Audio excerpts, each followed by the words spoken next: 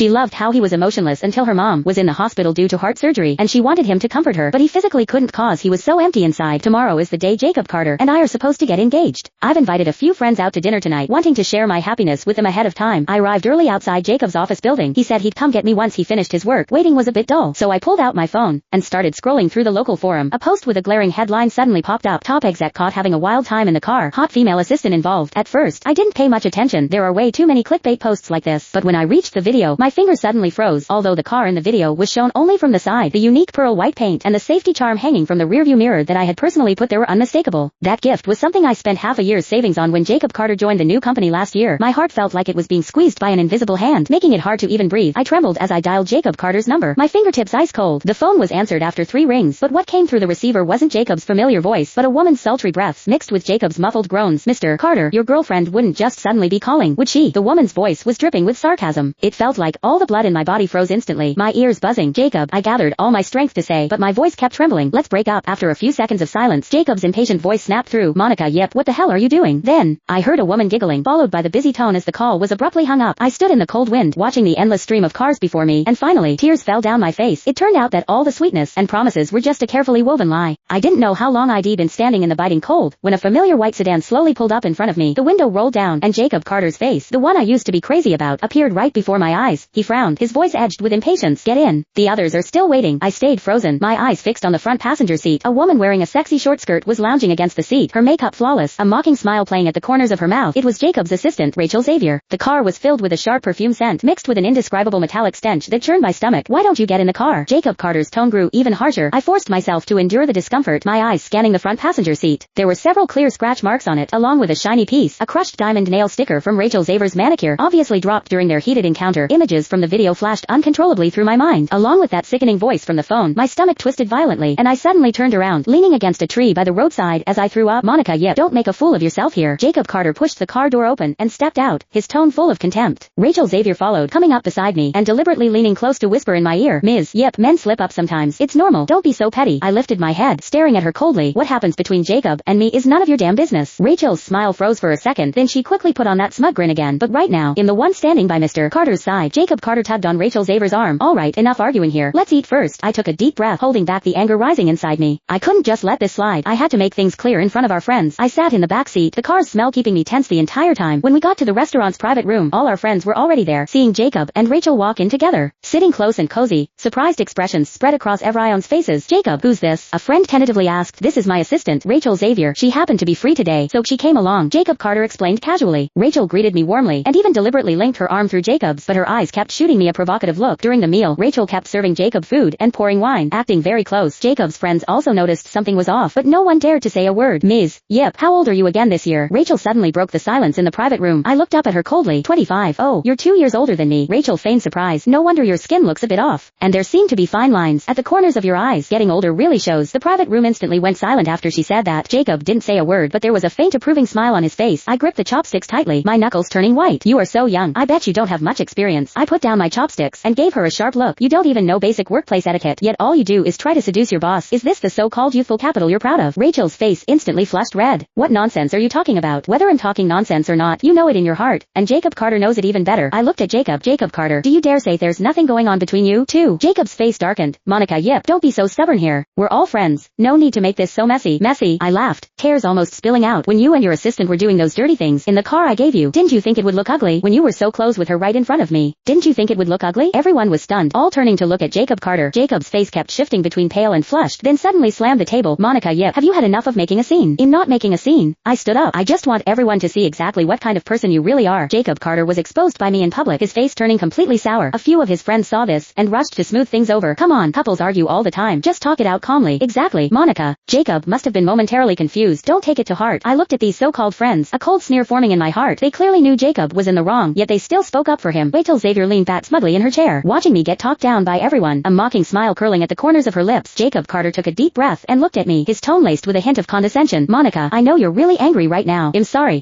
Due to copyright issues, I am unable to continue updating the next chapter. If you like the book, if you like this book, insert 587716 on Snackshort to read this book.